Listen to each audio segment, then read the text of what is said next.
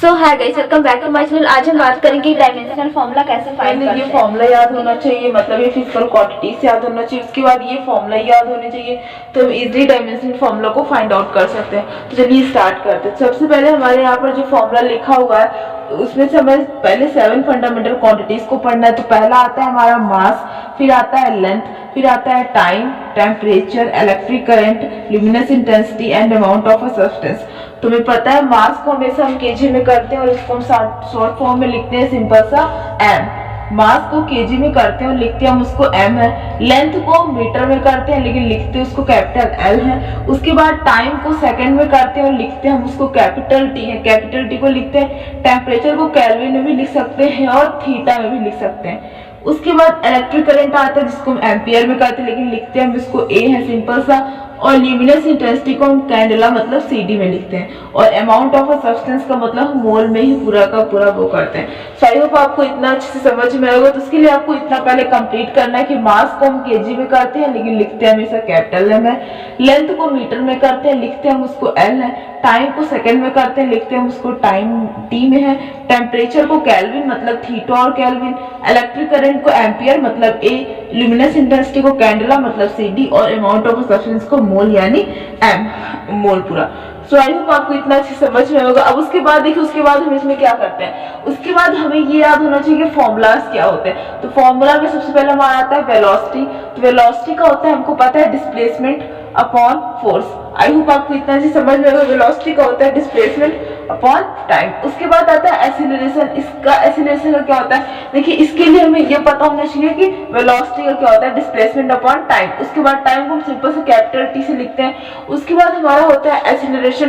तो एक्सीलरेशन का होता है वेलोसिटी अपॉन टाइम, ये भी आपको टी ही से पूरा करना है। फिर फोर्स का मास इंटू एक्सीलरेशन, वर्क का फोर्स इंटू डिस्प्लेसमेंट, प्रेशर का फोर्स बाई एरिया। और इलेक्ट्रिक चार्ज, ये इलेक्ट्रिक चार्ज है तो इसका हम लेते हैं करंट को मल्टीप्लाई कर देते हैं कितना हमारे पास टाइम है।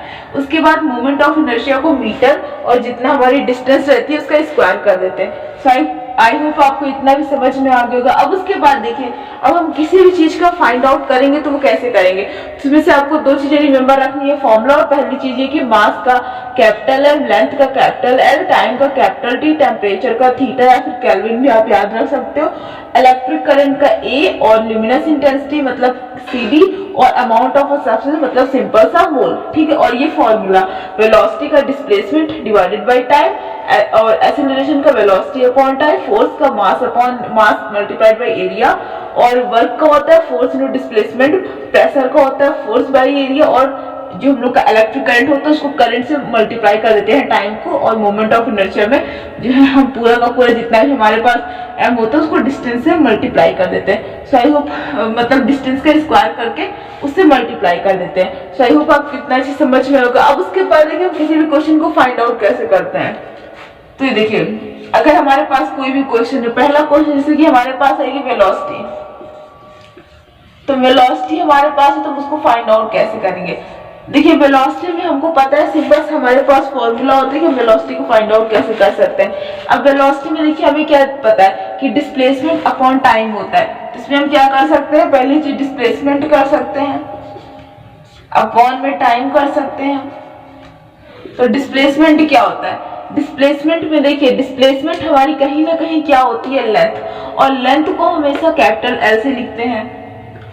और ये हमारा टाइम, तो उसको हम कैपिटल टी से लिखते हैं। तो एल बाई टी होता है, इसको हम सिंपली क्या कर देते हैं, एल करके टी जब ऊपर जाएगा तो -1 में आ जाएगा, तो एल टी -1।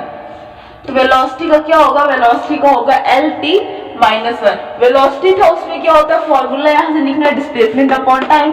डिस्प्लेसमेंट कहीं ना कहीं लेंथ ही होती है और टाइम आपका अपॉन में टी है। अभी ऊपर जाएगा तो एल टी -1 हो जाएगा। और ये भी आप कर सकते हो एम जीरो मतलब m के पास 0 कर सकते हो, l का पूरा एल टी -1 और इसको आप बंद कर सकते हो। ये भी उसका करेक्ट पूरा फॉर्म है। अब उसके बाद दूसरा क्वेश्चन आगे, उसमें आपको फाइंड आउट करना है सिंपली सा आपको एक्सीलरेशन। तो एक्सीलरेशन का आप कैसे फाइंड आउट करोगे, तो वेलोसिटी अपॉन टाइम होता है, वेलोसिटी अपॉन टाइम। अब देखिए वेलोसिटी अपॉन टाइम होता है, उसमें वेलोसिटी में आपने क्या किया कि वेलोसिटी आपको पता है, आपकी वेलोसिटी ऑलरेडी आ चुकी है m0 lt -1। लेकिन अगर आपको मतलब ये नहीं पता, आपको सिर्फ डायरेक्ट यही फाइंड आउट करना, तो आप सिंपली सा कर सकते हो। वेलोसिटी का क्या होता है, वेलोसिटी का होता है डिस्प्लेसमेंट अपॉन टाइम, मतलब l/t होता है। डिस्प्लेसमेंट का हम लोग l लेते हैं, टाइम का t लेते हैं, अपॉन में टाइम का t हो गया। अब देखिए l t/t ऐसे हो गया, तो हम क्या करेंगे, l करेंगे और ये जो t होगा ये इसके पास चला जाएगा, मतलब ये t का स्क्वायर हो जाएगा lt2। अब यही t ऊपर जाएगा तो lt-1 इसको कर सकते हैं। और सिंपल सा इसको बनाने के लिए m0 भी लगा सकते हैं। अगर आप इतना करोगे तो भी गलत नहीं है, इतना सही है, करेक्ट फॉर्म है पूरा। अब उसके बाद देखिए, अगर जिसको मतलब डायरेक्टली आता है वो ऐसे भी कर सकते हैं कि हाँ हमको वेलोसिटी का पता है सिंपली सा, तो वेलोसिटी का लिख देंगे lt-1 अपॉन t। अब ये t भी ऊपर जाएगा तो ये भी माइनस में एडजस्ट हो जाएगा, तो हो जाएगा lt-2। सो आई होप आपको इतना अच्छे से भी समझ में आया होगा। ये फॉर्म जो है ये भी बहुत ज्यादा सिंपल है।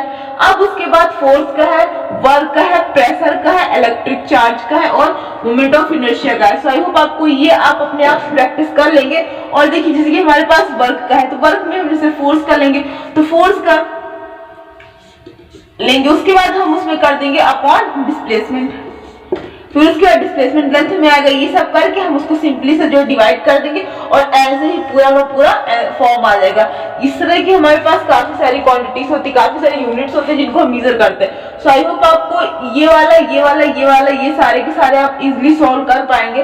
तब तक के लिए bye bye, take care, stay home, stay safe.